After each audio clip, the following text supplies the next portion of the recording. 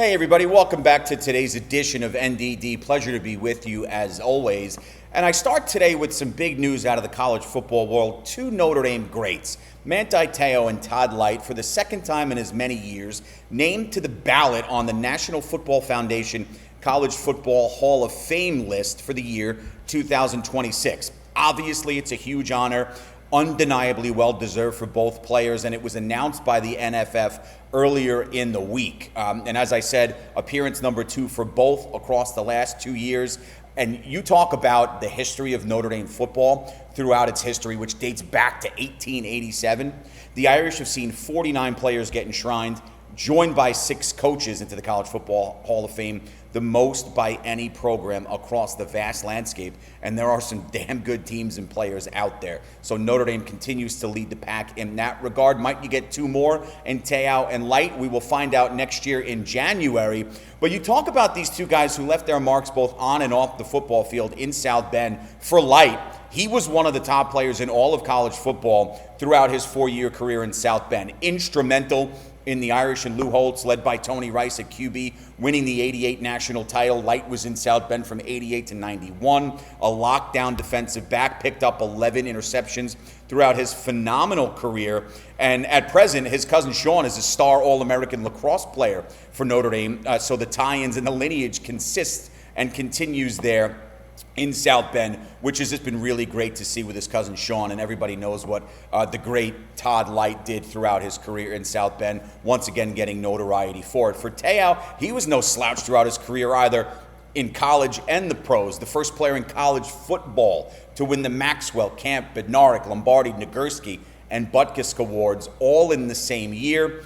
That same year, in 2012, Te'o finished second to Johnny Manziel in Heisman voting. I remember going to that Heisman ceremony in 2012. Back then, just as a fan, not a media member, and it was great. It was great to get to talk to many of these guys, including Manti Te'o. Just had that phenomenal 2012 season where Notre Dame, led by his play, advanced to the national title game, and he finished the season with over 110 tackles, 7 picks, which is impressive from the linebacker position, and 1.5 sacks. So that 2012 season resonates with Irish fans. Didn't end the way we wanted to, obviously, but those memories that were created by Manti Te'o then and back in the late 80s and early 90s by Todd Lyght, not soon to be forgotten. And as I said, the NFF committee who makes these decisions on who gets enshrined will come to that culminating moment in January of next year. So it's another big deal, another big moment.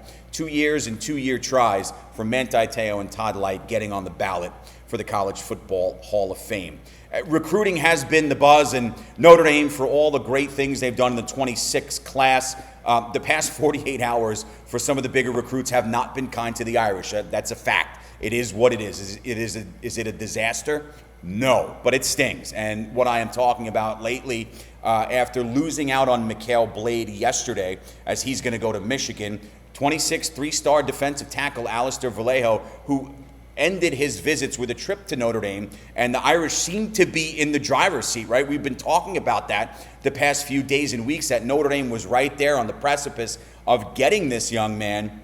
Well, the 6'3", 310-pound force has decided to join Blade in a 36-hour window that now has 2 of the more high-profile players in the 2026 recruiting class spurning Notre Dame and heading to Michigan. Look, from my perspective, Notre Dame has done a really nice job in this class up front.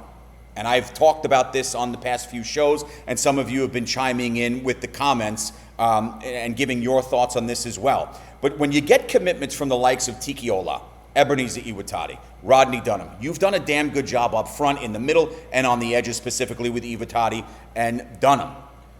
But I will say this, and I'm sure most of you will agree, that losing out to a rival for 2 coveted players in a loaded class in less than 48 hours is a crushing blow.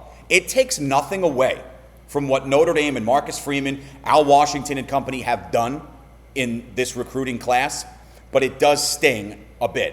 and probably more so because you're losing to a big rival in that 2-day window. And Michigan has not been spectacular in its recruiting in that class. It's a top 30 class, but nowhere near what Notre Dame has done. But now when you talk about it from a Wolverine perspective, you've got a playmaker in Blade, and now you've got a big behemoth run stuffer who's an unbelievable athlete now in Vallejo joining him. It's a big deal for Michigan, and it's a tough one. But when you look ahead to see what else might be out there in this class as far as Notre Dame is concerned, and you say, well, what are the other offers that have been extended? We've talked about Elijah Mooney. That's a huge possibility for Notre Dame. They're in the driver's seat there as he's greatly considering Notre Dame. That would be a huge get on your defensive line.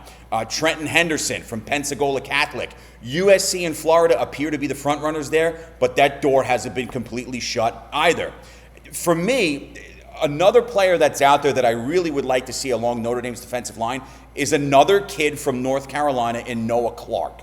Okay, 6'4", 330. He would be a huge get for Notre Dame and allow them to continue a strong defensive run in the class from the state of North Carolina, with Iwatani and Dunham being committed both from that great state of NC. So again, this is not a dark period. This doesn't negate what has happened in the 26 class, at least from where I'm sitting. Too much good has been done. And you've got 3 commits on that D line already. I just highlighted a few more, probably with Golden and Clark being the most realistic to get moving forward. But yes, I will agree with most of you, because I think that's probably where the comments will be headed, that this sucks. It does, but it happens.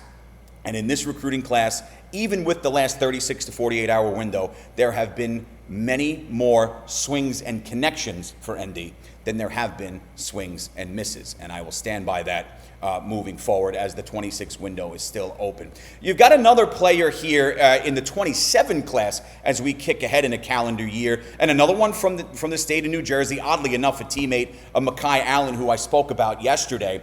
And it's wideout Zakai Murphy. He's been heavily involved in the Notre Dame circle lately. 6 foot, 190-pound target. Kid showed really well at Irish Invasion. Incredible athlete, incredible sense for the game of football. You can see it in his tape. And from the reports out at Irish Invasion, some conversations, he really excelled in one-on-one segments, which as a wide receiver, that's what you like to see.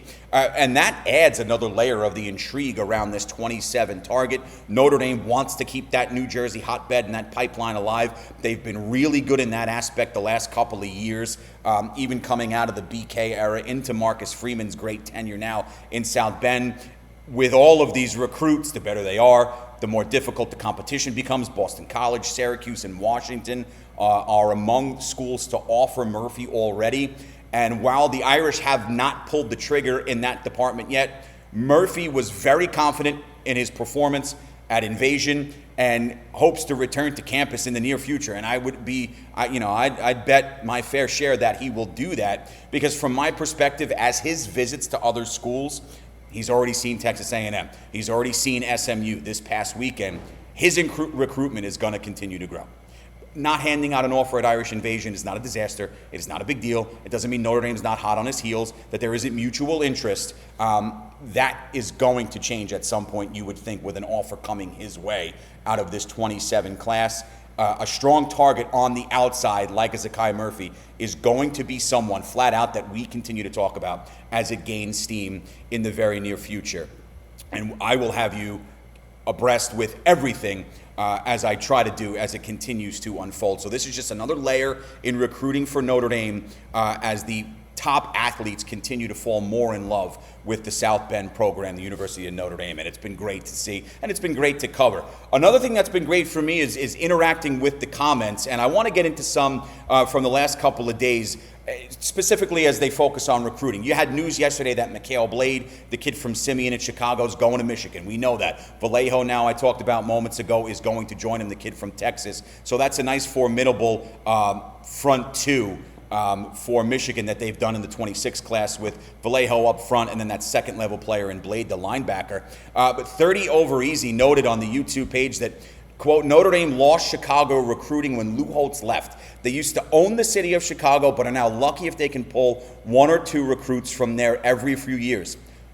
And yeah, you're correct. The past couple years have not been kind in that regard, and I think it stings a bit more for the Notre Dame fan base that Chicago is about 90 minutes outside of South Bend, and you've got a lot of talent. And I love the comparison with Holt's success there, because whether it was guys like a Stan Smagala, a Chris Zorich, who is still in Notre Dame lore, very active with the program and the university, Tim Grunnard, and a slew of others, they were special. And they were a big reason why Notre Dame won its last title in 1988, Chicago or Chicago area kids. Time's going to tell they're 30 if the rhetoric changes in the coming years.